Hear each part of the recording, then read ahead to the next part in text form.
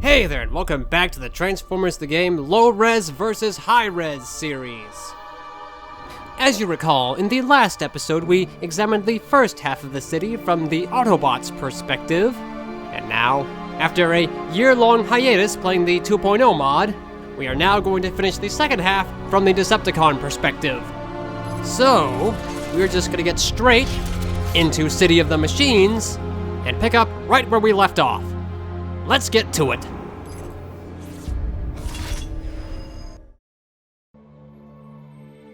And here we are, back in the city. And oh my goodness, I forgot just how much darker this version was. Eish. Wow. Well, let's not waste any time, as we are already at one of the key locations I want to cover. This first location we are at is City Boulevard East, and it doesn't have a whole lot of special structures to mention, so this should go by pretty quickly. So here we have the high-res version of City Boulevard East, looking quite bright and very clean. And here is low-res. Okay, it's pretty similar overall, though substantially darker. Overall though, there isn't a whole lot different here. However, there are some interesting tidbits to mention. First, the helio sign in the low-res is a little bit higher up. I know that's not particularly noteworthy, but along that same note, there are actually 2 phone signs on top of the store in high-res, but only 1 in low-res. And the only other noteworthy change I can see is that the stairs are much more defined in high-res. In low-res, they're just a simple ramp. But in high-res, they are individually modeled.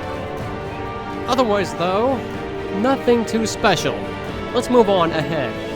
Here we have the middle section of City Boulevard East. High-res, again, looks pretty bright and clean.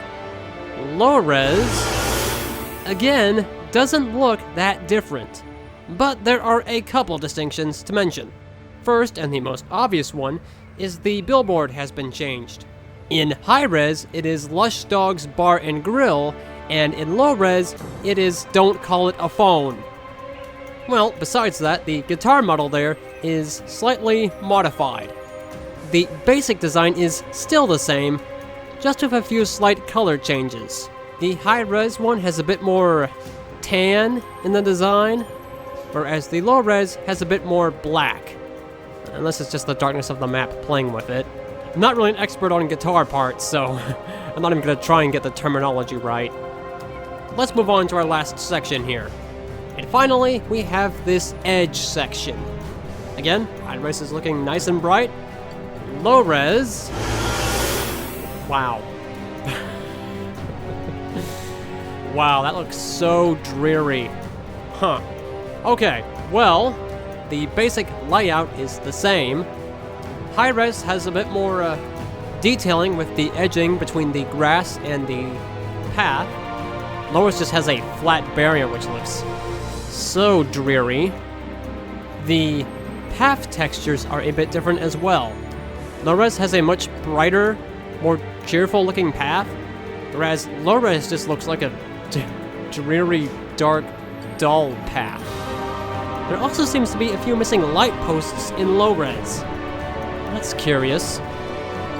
Seriously, why is low-res so blasted dark? I really don't get that. It's so bizarre. Well, nonetheless, that is all for City Boulevard East. Let's continue on our journey and see what else turns up. Next up in our examination is the front of the city, which either doesn't have an in-game name, or it just didn't show up for me. Regardless, let's check it out and see how it compares. So here is the high-res section, looking very bright and lively. And here is low-res. Wow. Again, low-res looking dreadfully dull, and quite a bit more dead. That is mostly due to the substantial lack of any signs or billboards. I mean, look how much low-res is missing. That is mostly due to the substantial lack of any signs or billboards. High-res has the tanning salon sign, the coffee shop sign, and though those are but 2 elements, they add quite a bit to the atmosphere of the city. The blue on the basketball court is much stronger in low-res compared to high-res, which is a bit more faint. Chip Chases looks a lot more dull. It doesn't have that nice wood color pattern on the roof, and it has just replaced it to the same white tiles as the rest of the building. Also looks like the drink and fry container have a bit of a different texture layout. I can't quite make it out from here, but there are definitely some different designs with those. Oh, and then we have the street itself. Low-res not only has that horrible texture patch job on the street where some sections are brighter than others, but low-res is also missing some crosswalk sections. And even some street lines are missing. That's great. Looking real good. Well, anyway, let's keep going and see what else has changed here. Next, we have the Automaster repair shop. And this is where things get really interesting.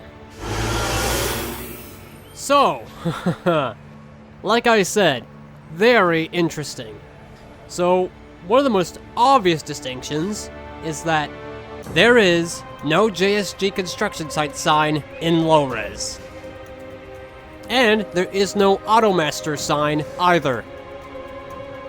But low-res has a section of shrubbery near the front of the building. I'm gonna have to actually give low-res a point because that shrubbery is a nice addition. Not sure why high-res is lacking that. I mean, it was present at Chip Chase's. Why is it missing here? Oh, but the low-res has the street behind the repair shop being the exact same style as the rest of the street, but high-res has a different texture for that section. I guess it was supposed to be a bit of a entry path for the repair shop, so I guess it makes sense, but still quite interesting nonetheless. Well, that covers everything for this front section. Again, I didn't see a name, so I don't know exactly what to call it, but let's continue on our journey and see what else we find. Moving on ahead in the campaign, we now have Scorponok at Central Park, the central hub of the city. I suspect if we're going to find any noteworthy distinctions, we'll find them here. Let's fall back and get a nice look at the Central Park from a distance. So here we have a nice look at Central Park in high res. We can see pretty much everything there is to see. And here is low res. Alright, well, it again looks ridiculously dreary, but isn't quite as different as I expected it to be. Let's zoom in for a closer look. So here we are at the monument. You can see some nice detailing here. Here is low res. Okay, well, the monument itself is roughly the same. Looks like it's even the same texture. Might be a slightly different color. Then again, that could just be the lighting. There are some differences though at its base. High res is a bit more stylized. It's got a nice brick pattern near the top, and it's got a bit of a divide between the top and the bottom level of the base. Low res, however, just looks like it's a bunch of steps. There are also these mini structures at the corners of the base in high res that low res does not have, making it look much more flat and dull. Interestingly enough though, low res has some patches of dirt added to mix in with the grass, whereas high res is just grass. I actually kind of like that mixed in dirt. It's kind of nice. Weirdly enough, high res has this weird section on the right path that looks like it wasn't textured properly, or maybe the UVs are a bit wrong. Compare that to the left side, something's a bit off. Low res, however, does not seem to have that problem. So that's interesting. Let's keep going and see what else has changed.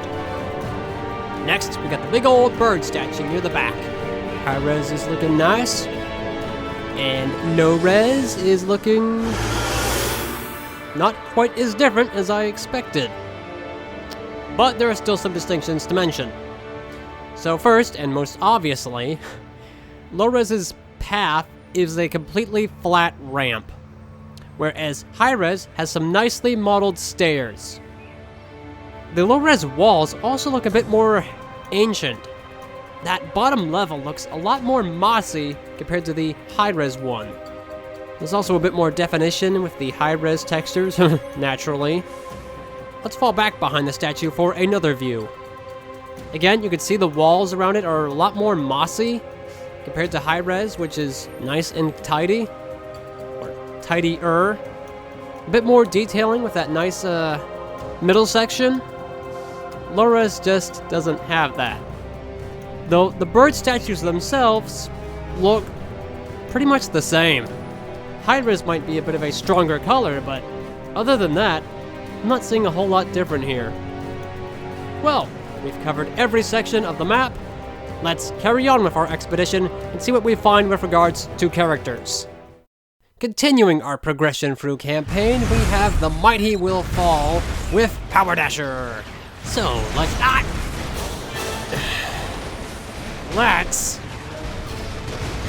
come here, you little punk.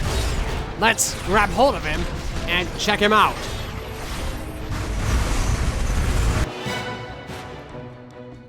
Okay, so here we have the high-res version of Power Dasher. Nicely defined. Overall, a good look.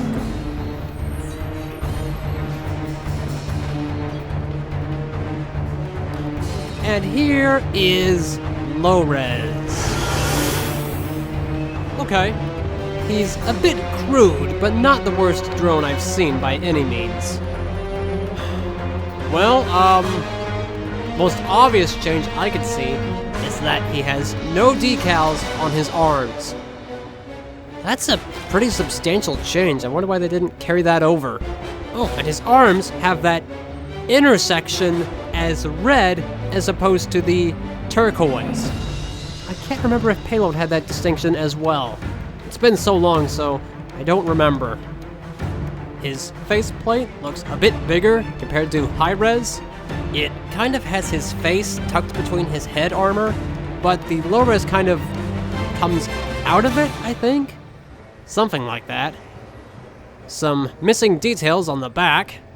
He doesn't have that vent or metal pattern on the back of his feet. Okay, all in all, this is one of the better low-res drones I have seen. He's got his share of issues, but isn't nearly as bad as some of the others. Let's move on to textures.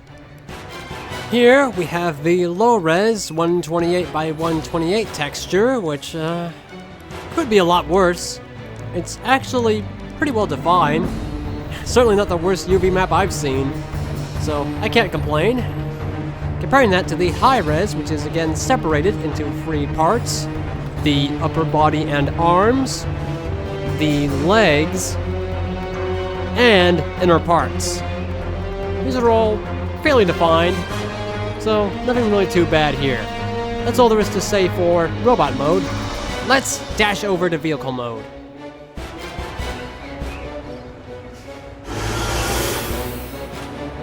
Okay. It's not the worst thing in the world.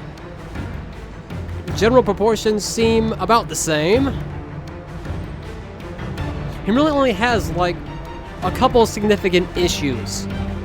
And that is that his decal on the side is not transparent fully. So you got that whole box outline. I'm really curious if this is a PC-only edition, or if the consoles have this as well. Or Wii PS2, you know, whatever. Hey, if you play Wii PS2, check and see if he has this problem. I'm curious to see if he does. He's also got that same issue showing up with his windows. So, yeah, he doesn't look the best with those issues present. But that aside, low-res Power Dasher as a whole ain't too bad. Not perfect, but certainly not the worst. Alright, let's move over to textures now. Here we have the low-res vehicle texture, which is again 128 by 128. It's a bit more jumbled compared to robot mode. It would take a bit more effort to figure out where everything goes, but again, it's not the worst I've seen. And you can see that he has an area sectioned off for his decal, which isn't even remotely legible. But, not the worst. And high-res is, of course, far more defined, as it is split up into two textures, the main vehicle and the spare part texture. Again, a lot easier to work with compared to low-res, but not a whole lot to write home about. Well, that concludes The Mighty Will Fall. Let us stand strong in our victory and continue on to our next character. Next, we have Mighty Megatron. Oh boy, this guy's a doozy. Well, let's check him out. So here we have the mighty high-res Megatron, who's looking pretty darn good, all things considered.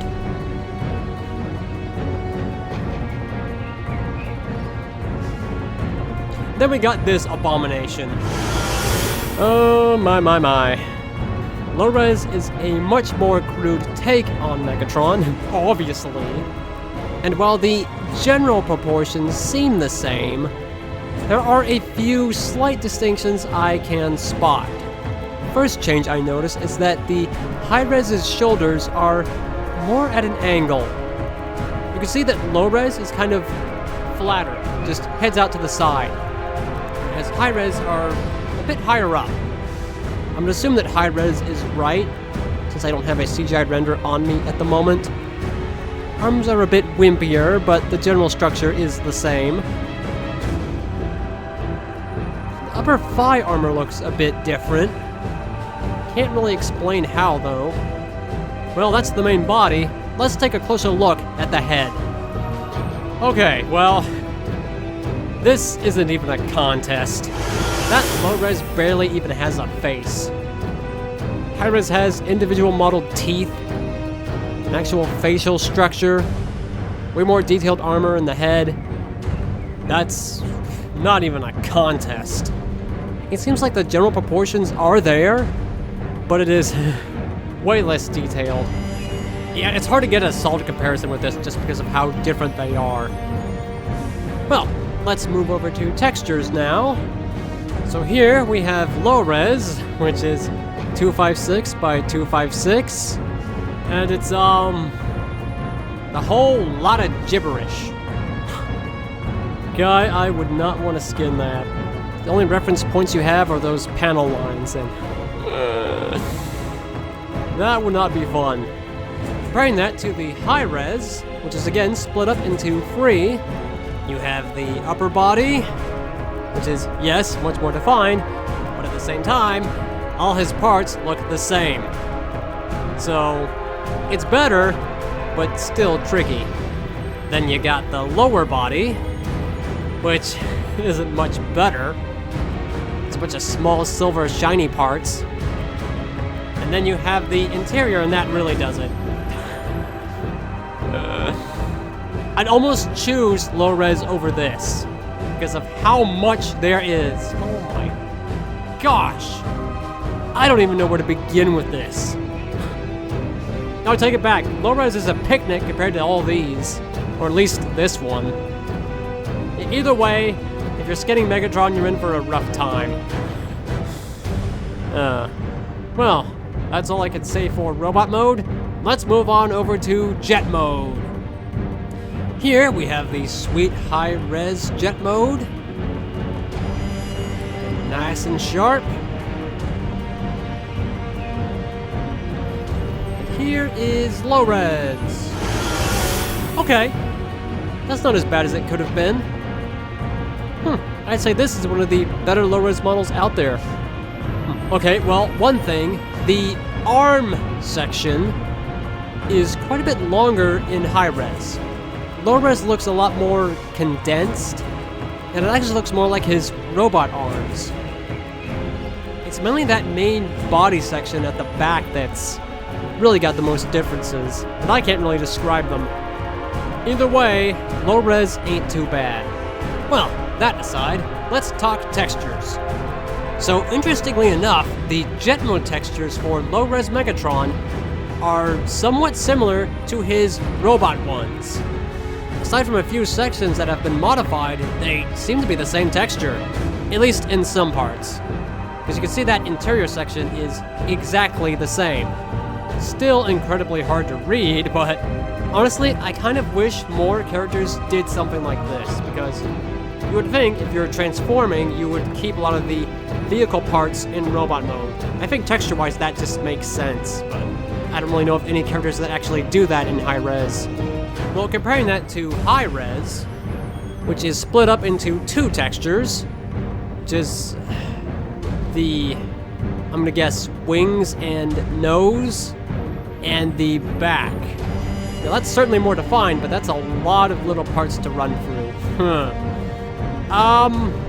Okay, in this case, I would take high-res's textures over low-res, because it's way less gibberish than the low-res one, but still, not as bad as all those little parts you have in robot mode.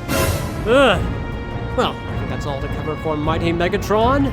But before we wrap up this episode, I want you to indulge me for a quick moment.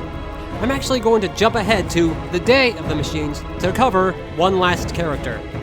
That, of course, being Quick Mix. As there is nothing new to cover in the boss chapters, so we're going to skip those completely. However, I want to cover him in this video, so let's check him out. So here we have high-res Quick Mix. Quite a solid-looking drone. Nothing to complain about whatsoever. Good, tough look. Nice bit of color. Looks nice. And here is low. Shoot my monkey. Okay, this dude is bad. Especially from the back. Look at how many pieces he's missing. Look at that terrible two-shading issue he's got. This is bloody awful. Okay. Well, considering that the transparency issue is a PC issue, I believe, he may not look this bad on the Wii or PS2. But that don't matter now because he looked really awful. Well, from what I can see, his shoulder shields are much brighter compared to high res. His chest windows are at a slightly different angle. The head looks like it's missing its antenna. And he's also missing like a whole bunch of armor at his knee. He's supposed to have a lot more bulk there, but it's just so leaned out. He's missing his butt. Okay, let's just say it. He's missing his butt armor. That ain't right. This might be the worst drone ever. Let's check out textures before I get an aneurysm. So the low res has a single 128 by 128 texture for his entire robot mode. And it's not too bad. A bit jumbled together, but it's pretty distinct, all things considered. The high res, naturally, has much more. One for the upper body, I think. And another for the arms and legs, I think. And finally, an interior texture, which is a bit of a mess, but manageable, I suppose. So texture-wise, he's not so bad, but model-wise, oh, burn him to cinders. He's a mess. Let's move on to vehicle mode. Perhaps that will calm my nerves.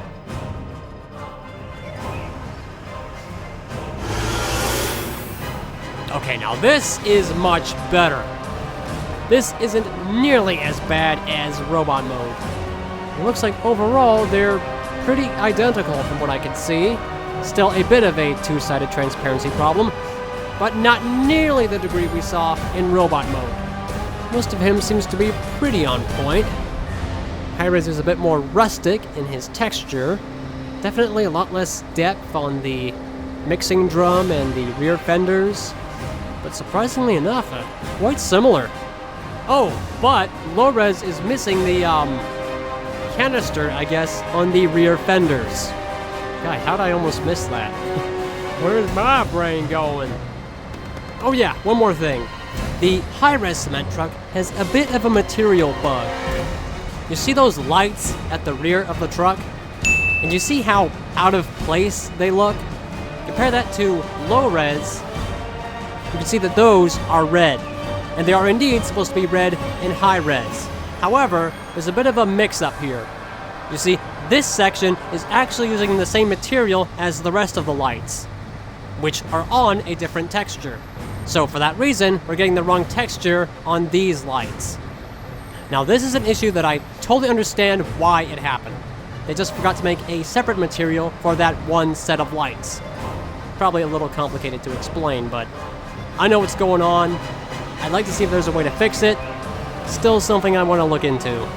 Well, let's take a look at textures. Low-res, again, has a single 128 by 128 texture for the majority of vehicle mode, and it's not too bad. That's pretty well defined, actually. Might take a smidge of guesswork, but that's not too bad. The high-res is naturally, again, split up into two 256 by 256 textures, one for the main vehicle, and the other for the cement drum and other such pieces. Neither of which are too difficult to work with. Yeah, you could probably work your way through most of that pretty easily. And they both share the same texture for the Autobot insignia at the front of the vehicle. Same resolution, same exact thing, no differences to mention whatsoever. And that is officially all there is to cover for the City of the Machines / the Day of the Machines. Let's stand proudly upon our victory and wrap this video up.